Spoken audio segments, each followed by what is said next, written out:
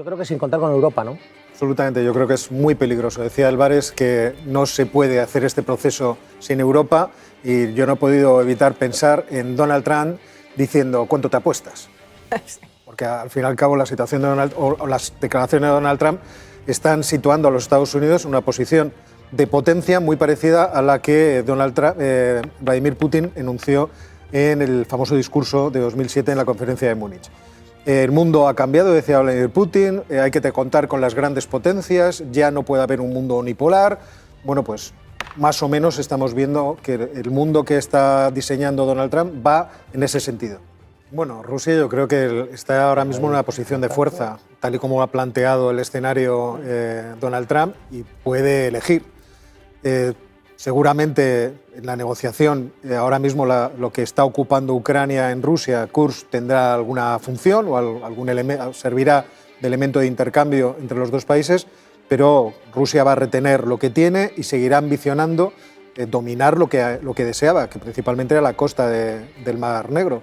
Es decir, toda esa región del sur, que es verdad que es rusófona y que existen poblaciones muy importantes rusófonas. Por ejemplo, estoy pensando que uno de los posibles candidatos a las elecciones futuras presidenciales de Ucrania será el alcalde de Odesa, precisamente, aunque ahora esté en un partido más o menos proeuropeo. Y esto yo creo que va a ser así porque realmente Donald Trump, cuando llega al poder y dice que su ambición es ampliar los territorios de Estados Unidos, si es posible incorporar Groenlandia, si es posible tomar el Canal de Panamá, se está situando en la misma perspectiva que Vladimir Putin. La misma dinámica, ¿no? Sí, los mismos métodos. Pues los imperios necesitan expandirse, tenemos que entender que cada cual tiene su zona de influencia y al final, ¿por qué los imperios tienen que pedir permiso para obtener aquello que les es necesario? 500.000 millones de dólares, Antonio. Óscar, Ruth.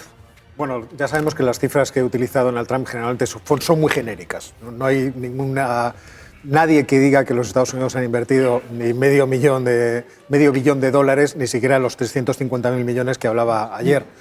Hay entre los 170.000 y los 117.000 millones ejecutados, es más o menos lo que se calcula por diversos tipos de fuentes. Pero a Estados Unidos lo que le interesa es el America First. Nosotros llegamos aquí no a ser ya los garantes de la democracia mundial, ni los policías que van a tratar de mantener el orden y los derechos humanos en el mundo, sino que queremos es una contrapartida a las acciones que realizamos. Y en el caso de Ucrania está muy claro. Y si nos preguntamos cómo se va a desarrollar la negociación y qué es lo que va a pedir Estados Unidos, pues ayer el secretario de Defensa, Pete Hegseth, lo dejó muy claro en la reunión del grupo de Ramstein. Los europeos vamos a pintar muy poco, vamos a decir muy poco, vamos a tener que pagar la fiesta, vamos a tener que poner las tropas y los Estados Unidos se van a dedicar porque lo que está diciendo Estados Unidos, lo que ha dicho el máximo responsable del Pentágono es, señores, tropas estadounidenses en Ucrania, no. Esto es cosa de ustedes. Y antes hablaba, Yago, de que los europeos nos haremos una OTAN. En cierto modo esto va a implicar una ruptura de la OTAN, porque si mandamos tropas que no van a estar cubiertas por el artículo 5 de la OTAN, que es lo que dice Hegseth, en ese caso esas tropas serán tropas europeas, ya veremos en cuánto número, 150.000, 200.000, 200.000 que serían tropas europeas. Sí, yo tampoco lo creo, pero son los datos que se dijeron antes. ¿Por qué no crees que 200.000? ¿Demasiados? Pues porque casi, sería coger el ejército de tierra español, coger el francés entero y meterlos en Ucrania. Entonces no da. Óscar, Ruth, Yago.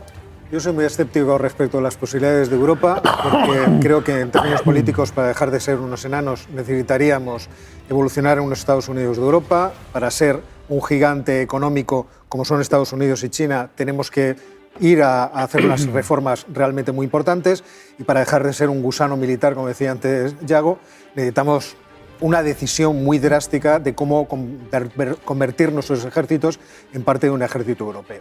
Estamos hablando de uno de los hombres más poderosos de Rusia y de uno de los ministros de Exteriores más inteligentes y astutos del mundo, Óscar Vara, Lavrov. Y de los más longevos. Lleva ello desde que yo era niño, prácticamente. Lo llevamos viendo en ese puesto. Bueno, más o menos.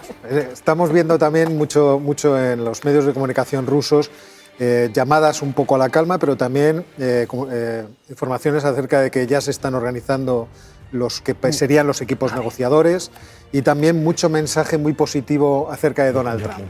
Donald Trump no tiene interés en convertir Ucrania en una nación antirrusa, y todo esto está atado a las declaraciones del propio Donald Trump. Ayer Donald Trump soltaba en una entrevista que bueno, él ve que en algún futuro Ucrania puede acabar siendo rusa, por lo tanto parece no darle valor, un especial valor a Ucrania, cosa que sus antecesores sí lo hacían porque Ucrania efectivamente sí tiene una gran importancia en términos estratégicos y también una gran importancia en términos económicos.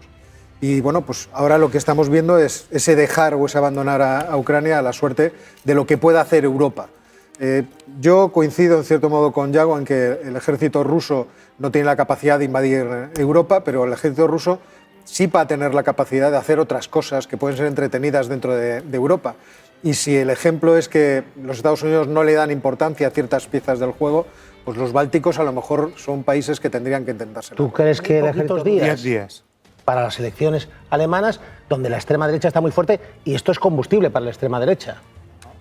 Y esto es darle la razón a Elon Musk. Solo alternativa por Alemania puede salvar a Alemania. Óscar. Bueno, es que también la CDU es la que ha agitado la cuestión migratoria, porque hace 2 semanas presentaba una ley para endurecer las políticas migratorias y ponía otra vez encima de la mesa esa cuestión, tratando de capitalizar en esas políticas o ese problema, y sin embargo le salió mal. Y al salirle mal yo creo que benefició más, obviamente, Alternativa por Alemania, que recordemos que las últimas elecciones a hoy ha aumentado su intención de voto un 10%, que es más o menos lo que ha caído la intención de voto del socialismo. La CDU ha aumentado su intención de voto un 6%. El movimiento de Sarah Wagenknecht, la lideresa que era de Linke, de izquierdas, pero que es anti-inmigración, sí, ha subido prácticamente un 5% desde las últimas elecciones. Entonces ahora tenemos unas tendencias electorales en las que vemos que le va a generar a Europa una factura que no está preparada para asumir. ¿Qué te parece el dato? No, el Billions, 3. El dato me parece bastante aterrador. Trillions en este Trillions. caso, Sí. si somos los estadounidenses. Trillions.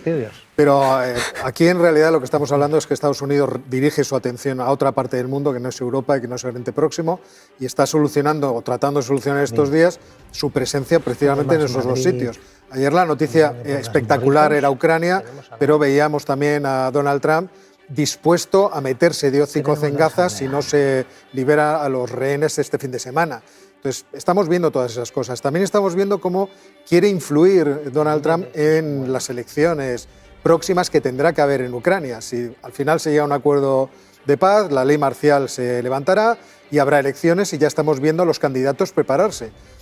Para los Estados Unidos, yo creo que para Donald Trump, Zelensky no es el candidato deseable. Tenemos al general Zaluzny, que había sido enviado como embajador al Reino Unido, que es el probable ganador de unas próximas elecciones. Y hoy hemos visto cómo Zelensky se está quitando a la competencia de en medio porque ha sacado una ley para meter un guante a Petro Poroshenko, que hablábamos de la semana pasada. Ha habido lío en el Parlamento del chocolate, en el Parlamento ucraniano. Incluso a su antiguo mentor, que a ese ya le ha pegado varias veces, al oligarca Kolomoisky. De México, y además la Enciclopedia Británica da sus propios argumentos. Dice que al servir a una audiencia global, la mayoría que está fuera de Estados Unidos se inclina por el nombre tradicional de Golfo de México, que se trata además de un cuerpo de agua internacional cuya denominación ha sido reconocida desde hace más de 425 años, y que eso de que Estados Unidos tenga autoridad para cambiar el nombre es algo bastante ambiguo. Y en las palabras hay mucha verdad, Óscar. Esto no es ninguna tontería, esto que puede parecernos una anécdota. Cuando Donald Trump intenta imponer esa denominación, está hablando de muchas cosas. Cuando el nacionalismo trata de imponer sus narrativas, comienza con este tipo de cuestiones, con estos símbolos, a los cuales además la gente se puede adherir con mucha facilidad. Y es que es cierto que a lo que estamos asistiendo es a un programa de tratar de revitalizar a los Estados Unidos como imperio en todos los sentidos. No solamente en el de la ampliación territorial, sino también el del fortalecimiento económico, el fortalecimiento militar. Eso es lo que vamos a ver. El mundo efectivamente cambió ya hace mucho tiempo en términos geopolíticos. Existen grandes potencias y los Estados Unidos quieren seguir siendo...